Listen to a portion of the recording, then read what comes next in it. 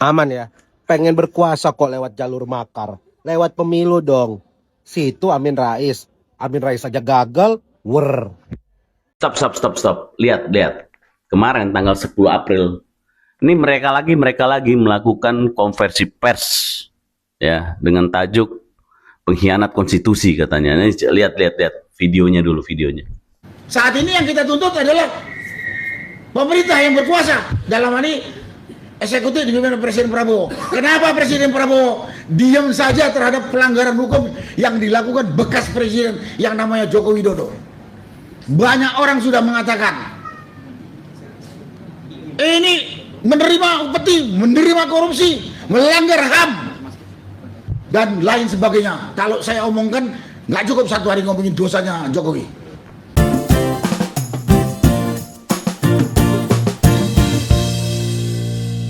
Hai semuanya, kembali lagi di channel Mbak E React. Dan seperti biasa, kita kali ini akan mereaction video yang viral ya di sosial media. Dan sebenarnya ada pernyataan dari netizen yang bikin kita terngiang-ngiang gitu ya. Ada yang bilang gini, pengen berkuasa kok lewat makar, Amin Rais saja gagal, gitu katanya. Coba kalian nanti lihat ya video dari pernyataan netizen ini, karena menarik banget. Dia ini ngomongin soal orang-orang yang sebenarnya kita lihat orang-orang ini banyak sekali memberikan pernyataan-pernyataan atau narasi yang arahnya itu ke pemakzulan Pak Prabowo. Padahal kan kita lihat sekarang ini pemerintah sedang berusaha banget nih ya. Udah terbukti dari BBM yang gak jadi naik dan banyak hal lainnya. Tapi ternyata masih ada aja orang-orang yang mengkritik tanpa dasar ya. Bahkan ingin memakzulkan Pak Prabowo. Padahal nggak ada alasannya untuk dimakzulkan. Pemakzulan gak cuma makzulin, harus ada sistemnya gitu guys. Tapi orang-orang ini bisa loh dengan mudah ngomong kayak gini. Tujuannya apa? Menurut kalian apa? Coba kita lihat videonya. Ini dia. Aman ya, pengen berkuasa kok lewat jalur makar, lewat pemilu dong. Situ Amin Rais. Amin Rais aja gagal, Stop. Lihat. Kemarin tanggal 10 April, ini mereka lagi melakukan konversi pers ya dengan tajuk pengkhianat konstitusi katanya. Ini lihat videonya dulu videonya. Saat ini yang kita tuntut adalah pemerintah yang berkuasa, dalam hal ini eksekutif dipimpin Presiden Prabowo. Kenapa Presiden Prabowo diam saja terhadap pelanggaran hukum yang dilakukan bekas presiden yang namanya Joko Widodo? Banyak orang sudah mengatakan ini menerima upeti, menerima korupsi, melanggar HAM dan lain sebagainya. Kalau saya omongkan nggak cukup satu hari ngomongin dosanya Jokowi. Tapi pemerintah sekarang diam saja. Karena bisa nuntut kepada pemerintah Prabowo, tanganin ini. Karena kalau dibiarkan,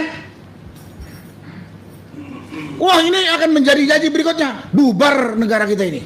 Hancur anak cucu kita. Dan Prabowo juga tahu, wakilnya itu, anak Jokowi itu, anak haram konstitusi. Kenapa didiamkan? Kenapa didiamkan? Kenapa saya tekan kepada Presiden? Karena kemarin Presiden dalam satu sambutannya mengatakan, kalau mau mengimpit saya, asal konstitusional. Saya tuntut sekarang. Oke ya, udah ditonton ya. Gimana teman-teman? Ini sebenarnya gerombolan yang muaranya sama teman-teman yang kemarin saya bahas.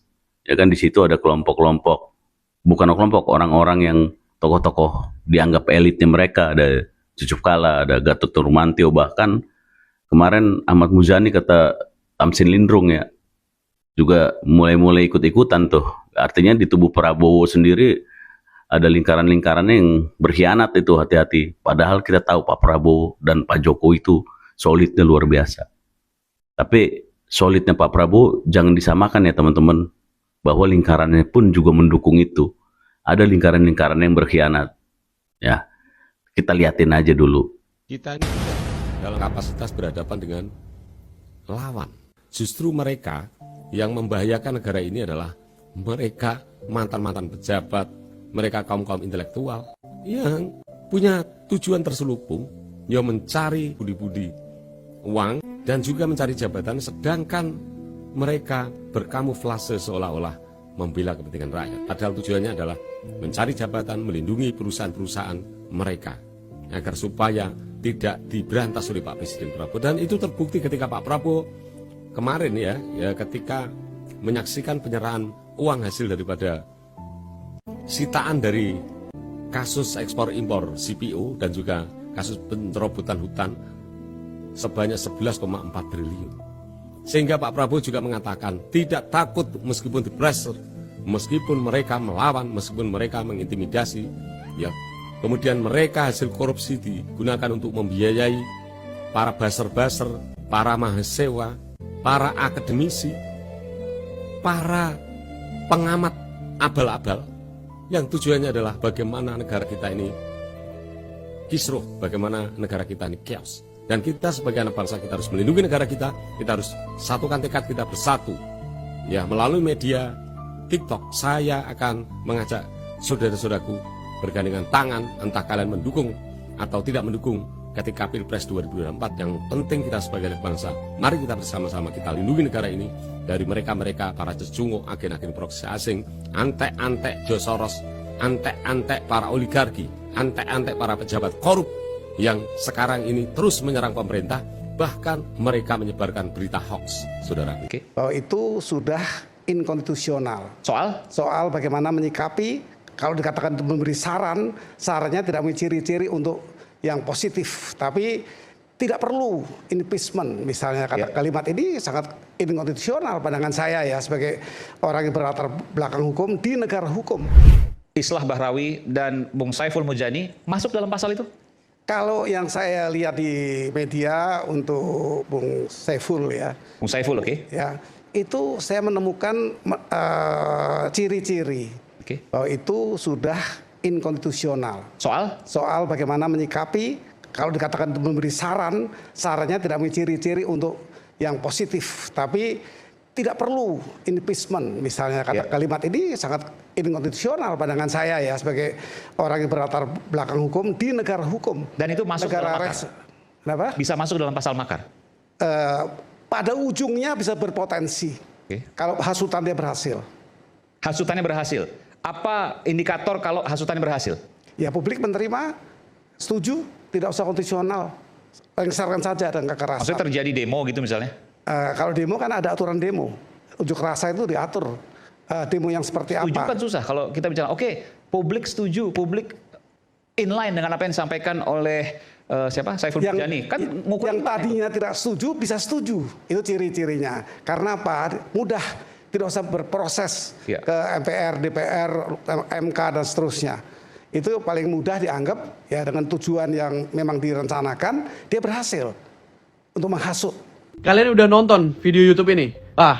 Bukan mau tiba-tiba jadi ahli hukum ya, tapi gara itu saya jadi pengen cari tahu gitu. Sebenarnya gimana sih pandangannya? Apakah memang semua profesor dan juga ahli hukum itu bisa membuat narasi seperti itu? Oke, kita coba bahas. Narasi soal pelanggaran konstitusi dan wacana pemakzulan Presiden Prabowo itu lagi kenceng banget ditiupkan oleh beberapa akademisi. Salah satunya Ferry Amsari. Tapi sebagai netizen ya, yang cerdas, kita nggak boleh telan mentah-mentah narasi emosional kayak gitu. Saya mencoba membedah dan juga membaca terkait klaim-klaim tersebut. Dan jujur, banyak fakta yang sengaja diumpetin dari publik. Kita bahas satu-satu biar nggak gagal paham. Disclaimer, ini mungkin agak berat dikit ya dari konten sebelumnya, tapi gak apa-apa lah, kita kan belajar ya, oke? Yang pertama, ini yang sering banget digoreng adalah penunjukan Letkol Teddy sebagai seskapnya presiden. Katanya ini pelanggaran karena militer aktif itu di jabatan sipil. Tapi sebenarnya kita coba lihat, kita tunggu dulu. Kalau kita bicara data, presiden sudah menerbitkan Perpres nomor 139 dan 148 tahun 2024. Isinya apa? Jabatan seskap sekarang itu secara resmi di bawah sekretariat militer presiden, bukan lagi jabatan setingkat menteri. Secara hukum, ini adalah diskresi sah presiden sebagai panglima tertinggi untuk mengatur efektivitas kabinetnya. Jadi kalau ada yang bilang ini melanggar konstitusi secara final, itu baru hipotesa aja atau opini pribadi, bukan putusan pengadilan yang mengikat. Kalau emang yakin melanggar, jalurnya ke Mahkamah Konstitusi, bukan cuma teriak di YouTube ataupun di sosial media dong. Terus yang kedua, tentang isu perjanjian dagang dengan Amerika Serikat. Tuduhannya presiden itu melanggar pasal 11 Undang-Undang 1945 karena nggak minta restu DPR. Ada fase yang namanya preliminary negotiation atau negosiasi pendahuluan. Di Amerika pun presiden juga punya wewenang namanya executive agreement yang nggak butuh ratifikasi parlemen di tahap tertentu. Kenapa kita mau kasih standar yang lebih ribet buat presiden kita sendiri dibandingkan dengan mitra? Pemerintah punya kewajiban menjaga kerahasiaan negosiasi demi posisi tawar nasional. Jadi melakukan konsultasi di tahap yang berbeda bukan berarti otoriter. Dan ini yang paling liar banget wacananya, yaitu adalah pemakzulan atau impeachment karena presiden dianggap nggak becus. Saya ingetin ya, kita tinggal di negara hukum, bukan negara opini hukum. Pasal 7A Undang-Undang 1945 itu udah saklek gitu. Presiden cuma bisa diberhentikan kalau terbukti pengkhianatan negara, korupsi, penyuapan, tindak pidana berat, atau perbuatan tercela. Nggak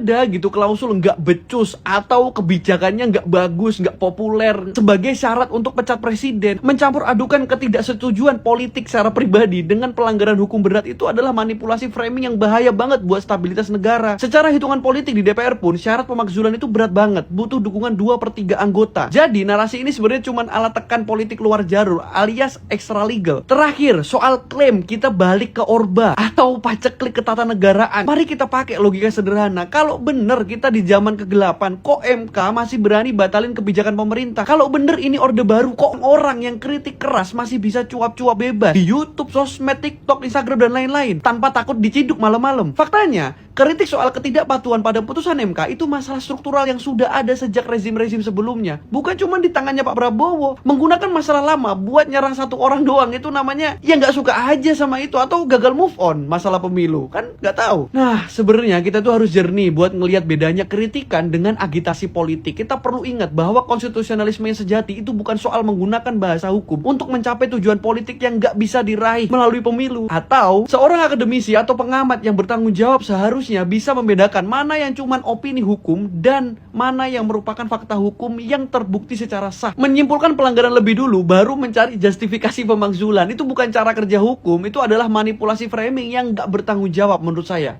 Pemerintahan memang nggak sempurna, ada yang harus diperbaiki dan disempurnakan. Tapi ada perbedaan fundamen antara pemerintahan yang tidak sempurna dengan pemerintahan yang melanggar konstitusi. Jangan sampai kita mengaburkan batasan itu hanya karena preferensi politik pribadi. Presiden Prabowo adalah pemimpin yang megang mandat demokratis yang sah dari mayoritas rakyat. Selama tidak ada putusan hukum yang mengikat, tugas kita adalah menghormati legitimasi itu sambil tetap kritis melalui jalur yang diakui sistem demokrasi. Karena pada akhirnya menjaga kualitas diskursus konstitusional itu adalah tanggung jawab kita bersama. So, gimana menurut kalian? Thank you. Yuk kita dukung Pak JK dan apa yang diserukan oleh Pak JK agar Saudara Joko Widodo menunjukkan ijazah konon asli miliknya agar apa? Polemik ini bisa segera selesai. Langsung. Mentang-mentang kemarin Pak JK udah ngomong ya kan. Pak JK kemarin udah bilang bahwasanya Pak Jokowi sudah bisa menunjukkan ijazahnya yang asli. Masalah ini sudah 3 tahun katanya kan gitu. Oh, langsung dikutip orang ini bahasa Pak JK. Langsung. Jadi sekarang mereka ini sudah berani terang-terangan karena kemarin kan kita belum tahu. Pak JK kemarin belum ada urusannya dengan kasus ini. Tapi sekarang karena Pak JK udah ngomong juga, Pak JK udah memberikan statement karena dia juga melaporkan Rismon ke Bareskrim, makanya dia kemarin memberikan statement soal Pak Jokowi supaya menunjukkan ijazah aslinya. Oh, langsung orang-orang ini langsung merasa terwakili. Merasa karena udah Pak JK itu ngomong, Pak JK kan orang besar, kan gitu. Pak JK kan mantan wakil presiden. Merasa mereka terwakili dan merasa mereka jadi lebih kuat. Karena apa? Yang mantan wakil presidennya Pak Jokowi aja malah ikut menyuarakan supaya ijazah Pak Jokowi itu ditunjukkan. Kan gitu. Mereka semakin yakin dong, semakin merasa hebat dong, karena mereka tidak sendirian. Kan gitu. Karena mereka merasa ternyata masalah ini juga sudah diperhatikan oleh orang-orang besar di Indonesia. Makanya mereka langsung menjadikan momen Pak JK kemarin ngomong menjadi bagian dari senjata mereka untuk mengungkapkan ke publik supaya Pak Jokowi betul-betul menunjukkan ijazahnya ke publik. Kesempatan emas gitu loh. Agitasi dan juga propaganda yang dilakukan oleh Ahmad Khozinuddin itu sudah berlebihan menurutku. Ia mencoba menggiring opini masyarakat kita bahwa seolah-olah Pak Jokowi itu dilindungi oleh hukum yang ada di Indonesia. Tentu hukum yang dimaksud di sini adalah para perangkatnya, entah itu dari kejaksaan, entah itu kemudian dari kepolisian. Kasus ini dihentikan dengan deponering, penghentian kasus oleh Jaksa Agung demi kepentingan publik meskipun perkaranya sudah P21, sudah terbukti. Semenakutkan itu soal pengadilan ini bagi Pak Jokowi? Yang mengerikan bagi Jokowi itu bukan vonis pengadilan. Kalau sampai hakim memberikan vonis yang berbeda dengan vonis rakyat, maka yang menjadi korban bukan hanya hakimnya, tapi peradilan itu sendiri. Pak JK tidak dalam konteks menuduh. Beliau memberi saran agar kasusnya cepat selesai. Kenapa? Karena beliau gara-gara ijazah ini kena dampak. Jokowi pengecut, nggak gentle harusnya. Sebagai seorang yang pernah jadi presiden 2 periode, dia hadapi sendiri. Dan dia minta yang lainnya, nggak usah ikut-ikutan. Kalian cabut, nggak ada urusannya. Ini kan fitnah pribadi saya. Itu ijazah saya, bukan ijazah kalian. Kalian ngapain bikin laporan? Jokowi Widodo kenapa menghindari untuk menunjukkan? Bisa jadi, ya itu karena ijazahnya bermasalah tadi. Dia khawatir keyakinan publik makin meluas ketika melihat langsung ijazahnya memang seperti apa yang dikatakan Roy Suryo, 99,9% palsu. Intinya Ahmad Khozinuddin mencoba untuk menggiring kita seolah-olah Pak Jokowi itu sedang mengalami ketakutan jika persidangan itu terjadi. Pun kalau terjadi P21, maka tetap akan ada fase di mana dihentikan kasus ini di saat persidangan. Nah, teman-teman tadi dengarkan kan bagaimana pernyataan Ahmad Khozinuddin. Dia juga dengan begitu bebas mengklaim seolah-olah Pak Jokowi ada ketakutan-ketakutan tertentu karena memang ijazahnya adalah ijazah palsu. Dia juga mencoba untuk meyakinkan kepada masyarakat kita bahwa sesungguhnya ada keyakinan masyarakat yang begitu luas tidak percaya bahwa ijazahnya Pak Jokowi itu asli. Segala cara yang dilakukan oleh Ahmad Khozinuddin ini adalah bentuk dari bagaimana kemudian masyarakat kita itu dibuat untuk mendapatkan opini yang sesungguhnya itu sangat menyesatkan. Dari sisi mana kemudian Pak Jokowi takut untuk persidangan? Bahkan beliau sendiri sampai dengan saat ini masih berhayal dan menganggap proses hukum yang terlalu bertele-tele. Dia juga heran dengan 700 alat bukti dan juga ratusan saksi, kenapa tidak mempercepat proses hukum yang kemudian dilakukan secara persidangan. Kita tentunya tidak mau terjebak dengan cara-cara Ahmad Khozinuddin tersebut, guys. Apalagi dia mencoba menggiring kita semua untuk tidak akan pernah percaya terhadap apa yang dilakukan oleh Pak Jokowi. Seolah-olah cara dia meyakinkan kepada kita, kepada publik, itu adalah sesuatu yang sifatnya benar. Guys, yuk kita refleksi yuk. Apa yang coba dilakukan oleh Ahmad Khozinuddin ini benar-benar framing yang begitu menyesatkan. Cara ia yang sampaikan kepada kita semua adalah cara untuk bagaimana memutarbalikkan fakta. Kita bisa saja menganggap karena Pak Jokowi itu adalah orang yang pernah berkuasa dan mungkin sampai dengan saat ini dia masih dianggap sebagai penguasa karena masih memiliki anak sebagai wakil presiden, sehingga itu seolah-olah pertarungan antara Ahmad Khozinuddin dan juga kliennya bersama dengan Pak Jokowi tentu yang namanya penguasa menjadi musuh bersama. Tapi tidak selamanya, guys, cara-cara seperti ini akan kita amini. Yang kita tahu juga Ahmad Khozinuddin orang yang memang sejak awal pendendam terhadap Pak Jokowi. Dia dengan organisasinya, dengan komunitasnya adalah orang-orang yang memang sejak awal kepemimpinan dan pemerintahan Pak Jokowi tidak pernah sepaham dan selalu memberikan warna yang justru kontra terhadap pemerintahan atau rejim Pak Jokowi dulu. Jadi cara-cara seperti ini sesungguhnya adalah perbuatan yang sangat-sangat jahat, menggiring masyarakat kita untuk mengikuti cara berpikirnya. Kalau saudara Joko Widodo meyakini ijazah ini asli, tunjukkan saja kepada publik sebagaimana yang disampaikan oleh Pak JK. Dan saya setuju dengan Pak JK, kalau memang ternyata publik nanti melihat ijazah itu asli, biar Gak usah dibilang-bilang lah, saya setuju dengan Pak JK. Gak usah dibilang-bilang. Justru orang-orang heran kalau Anda itu bilang, saya nggak setuju dengan Pak JK. Itu baru orang heran. Tapi kalau Anda bilang, saya setuju dengan Pak JK, atau kami setuju dengan Pak JK, ya semua orang pasti tahu itu. Nggak perlu dikasih tahu juga. Silahkan. boleh ada legasi jahat yang buruk, yang merusak citra negara kita pernah dipimpin oleh presiden yang berijazah palsu. Yang kedua, kami ingin memberikan penegasan. Dukungan itu meliputi bahwa selain mendukung Pak JK, kami semua, baik sebagai tim penasihat hukum maupun secara prinsipal, baik secara sendiri-sendiri maupun bersama-sama, siap untuk dijadikan saksi dan memberikan keterangan tentang tidak adanya hubungan kami dengan Pak JK, baik langsung maupun secara tidak langsung, baik hubungan yang bersifat supervisi atau apalagi dalam bentuk pemberian dana, baik dengan nominal 5 miliar rupiah atau nominal yang lain. Atau kasarnya saya ingin tegaskan bahwa kami tidak menerima sepeser pun, 1 rupiah pun dana untuk perjuangan ini, baik dari Pak JK atau pihak lainnya, baik untuk kepentingan perjuangan atau kepentingan keluarga kami. Tidak. Kenapa? Karena kami datang memang bersama Pak Roy, mendampingi Pak Roy, dan dulu pernah mendampingi saudara. Jadi Bapak ini katanya siap untuk memberikan keterangan, kesaksian bahwasanya mereka tidak ada menerima apa-apa dan tidak ada hubungan apa-apa dengan Pak JK. Mereka siap untuk dijadikan saksi. Wow, luar biasa, hebat banget kan gitu. Pasti kami ini bangga melihat bapak-bapak ini untuk kebenaran, untuk perjuangan berani seperti ini kan gitu. Tapi, ada tapinya. Mungkin kita bisa tanya audiens atau netizen, kalian percaya atau enggak? Kan itu. Kalau kalian percaya atau enggak percaya, silahkan komentar guys.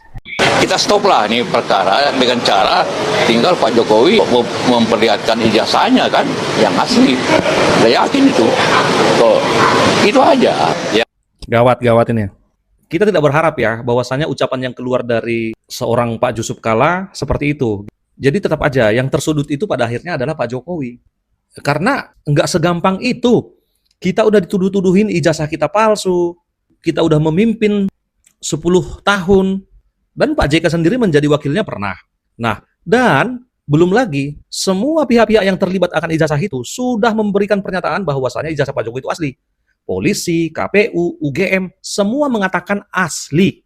Jadi kalau kita segampang itu tunduk sama orang-orang yang tanda kutip menginginkan atau yang ngotot mengatakan ijazah Pak Jokowi itu palsu, kita harus ikuti mereka gitu. Ya enak banget dong. Mereka lah pemenangnya kalau kayak gitu. Mau asli 128,102% atau 1000 triliun persen pun ijazah Pak Jokowi itu asli, Pak Jokowi itu berhak untuk tidak menunjukkan atau tidak punya kewajiban untuk menunjukkan itu kepada siapapun kecuali kepada penegak hukum. Jadi jangan enak banget. Kalau mau lihat ijazah Pak Jokowi itu asli atau enggak, sana tanya KPU. Atau dulu Anda kemana? Kan gitu. 10 tahun Pak Jokowi menjabat, 5 tahun menjadi wali kota, 2 tahun menjadi gubernur, itu semuanya melalui proses yang menunjukkan ijazah. Kenapa dari dulu itu nggak dicegat gitu loh? Kenapa dulu pas pendaftarannya nggak dicegat Pak Jokowi? Supaya kalian tahu kebenarannya ijazahnya palsu atau enggak. Udah menjadi pejabat publik selama hampir 20 tahun, sekarang baru kalian sibuk menanyakan ijazah. Kan konyol namanya. Jadi nggak semata-mata karena mereka mengatasnamakan masyarakat, mengatasnamakan rakyat, harus diturutin untuk nunjukin ijazahnya Pak Jokowi. Ya tidak segampang itu, Perguso. Misalnya sekarang, nanti 2029, kalau Anda akan sanksi, atau suatu saat nanti Anda sanksi dengan ijazahnya seseorang yang nanti 2029 akan memimpin, tanya nanti, pas pendaftaran di tahun 2009, tanya ijazahnya asli atau enggak. Jangan nanti mereka udah selesai menjabat 10 tahun, baru 2039 Anda tanya ijazahnya. Enggak seperti itu. 2029 nanti ada pemilu, tanya semua masing-masing ijazah asli dari orang-orang yang mendaftar.